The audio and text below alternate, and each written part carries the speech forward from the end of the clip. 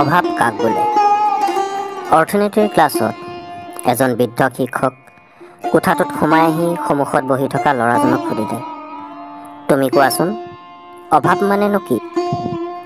ল'ৰাজনে উত্তৰ দিলে, অৰ্থনীতিত হ'ল কোনো বস্তু বা অবস্তু লাভ কৰাৰ ইচ্ছাকে অভাৱ বোলে। এইটো অৰ্থনীতিৰ ভাষা। সাধাৰণ ভাষাত অভাৱ কাক বোলে? অৰ্থাৎ অভাৱ বুলিলে তুমি কি বুজা? ল'ৰাজনে তলমূৰ কৰি বেঞ্চখনলৈ চাই থাকিল। কি উত্তৰ দিব ভাবিলে সি।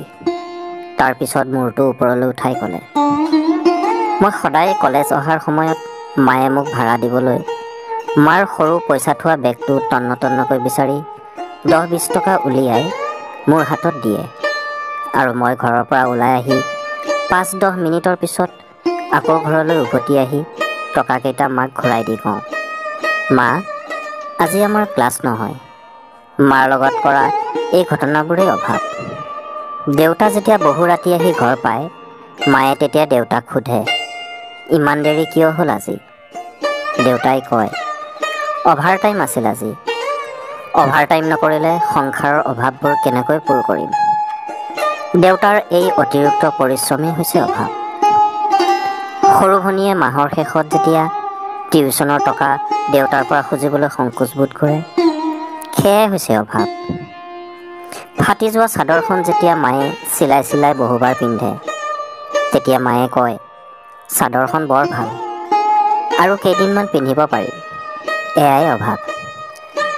মাহৰ শেষত যেতিয়া টিউচনৰ টকাকেইটা পাওঁ, সেইকেইটা টকা মাৰ হাতত দি কওঁ, মা, তই এইকেইটা টকা ঘৰুৱা কামত খৰচ কৰিবি। মাৰ সন্মুখত তেতিয়া এটা স্বস্তিৰ হাঁহি দেখা পাওঁ। এই স্বস্তিৰ হাঁহিটোৱে হৈছে অভাৱ। লগৰ বন্ধু-বান্ধৱীৰ দামী স্মাৰ্টফোনৰ আগত নিজৰ সস্তীয়া ফোনটো লাজত যেতিয়া লুকাই ৰাখোঁ, তেতিয়া এই লাজেই হৈছে অভাৱ। টকা নোহোৱাৰ বাবে বন্ধু-বান্ধৱ, আত্মীয় কুটুম মানুহবোৰ দিনে দিনে ওচৰৰ পৰা আঁতৰি যায়। তেতিয়া এই আপোন মানুহবোৰেই হৈছে অভাৱ। গোটেই ক্লাছটো নিস্তব্ধ হৈ গ'ল। সকলোৰে চকুত চকুপানী। শিক্ষকৰ চকুতো চকুপানী। চকুপানী মচি শিক্ষকজনে ল'ৰাটোক ওচৰলৈ টানি আনি সাবটি ল'লে। আচলতে আমাৰ এনে সহপাঠী বহু আছে, যিয়ে মাহৰ পিছত মাহ অপেক্ষা কৰি ঘৰৰ পৰা অলপ টকাও নাপায়। সকলো দুখ লুকুৱাই হাঁহি হাঁহি অভাৱ অনটনত দিন পাৰ কৰে।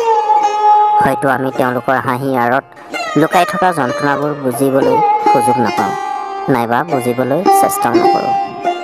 কাহিনীটো শুনি আপুনি কেনে পালে আপোনাৰ মতামত জনাব, আৰু চেনেলটোলৈ যদি নতুনকৈ আহিছে তেনেহ'লে চেনেলটো ছাবস্ক্ৰাইব কৰি দিব।